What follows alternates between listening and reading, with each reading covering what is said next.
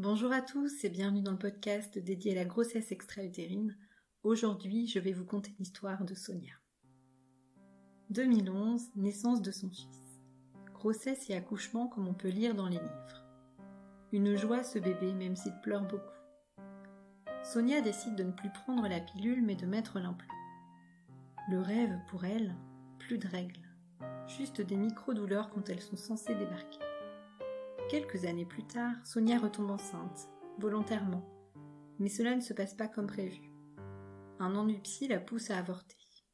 Rebelote encore quelques années plus tard, alors qu'elle pensait aller mieux. Un suivi psy de plusieurs années s'en est suivi. Aujourd'hui, elle se sent mieux, avec des hauts, des bas, mais des choses gérables. Et son nouveau médecin traitant la rassure en lui disant que c'est la normalité. Beaucoup de gens vivent comme ça.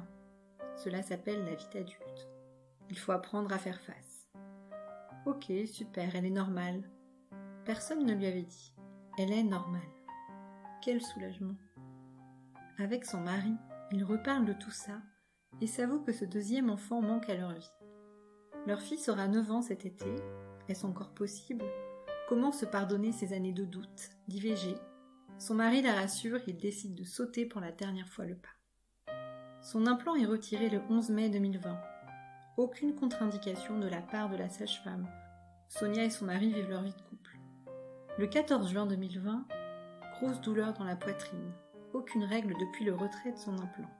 Elle se dit que non, c'est impossible.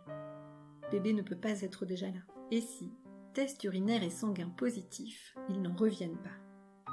Ils souhaitent garder le secret jusqu'à la première échographie. La sage-femme demande à Sonia de faire une échographie de datation vers le 20 juillet pour déterminer la date de grossesse parce qu'apparemment le taux bêta-HCG ne correspond pas avec les rapports. Elle ne peut donc pas la définir correctement. Aucun souci, ils attendront ce rendez-vous pour connaître la date d'accouchement. Sonia prend soin d'elle, elle le veut cet enfant, et elle sent que cette fois-ci elle est prête. Sonia et son mari partent en vacances dans leur famille, mais chut, c'est un secret.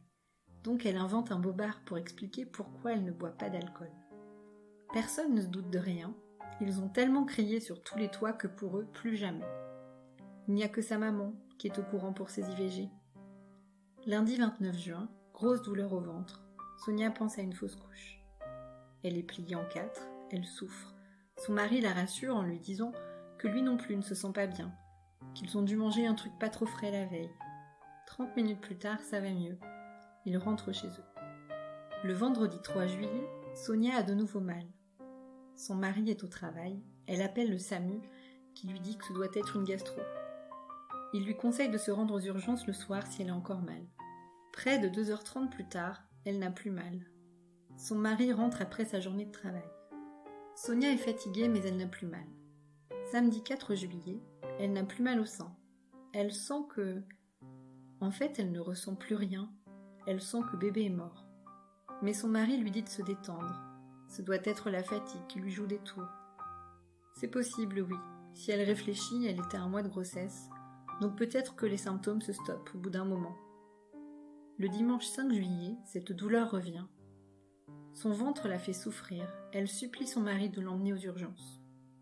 Arrivée à 9h28, on la monte au service gynécologique, pour qu'ensuite aux urgences, on l'hospitalise en service maternité. Le gynécologue qui l'examine lui annonce le problème. Elle fait une grossesse extra-utérine.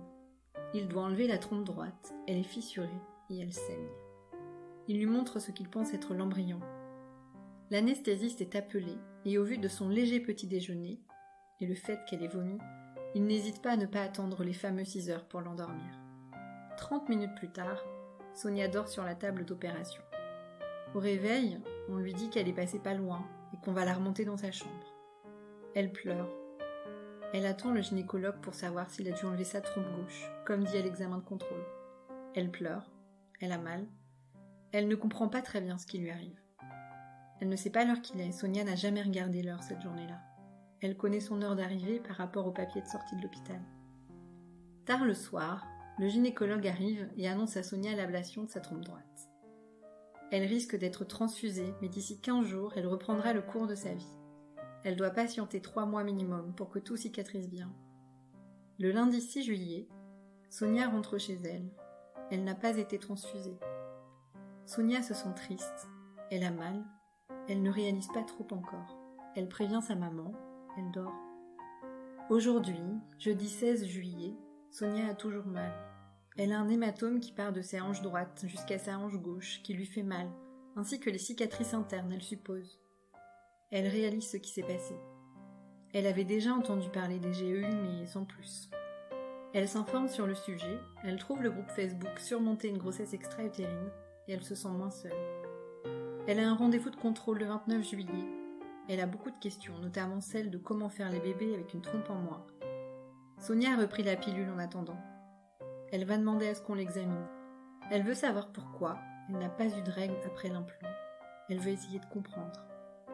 Sonia ne sait pas si elle aura réponse à toutes ces questions, mais elle s'en fiche. Elle va tout demander.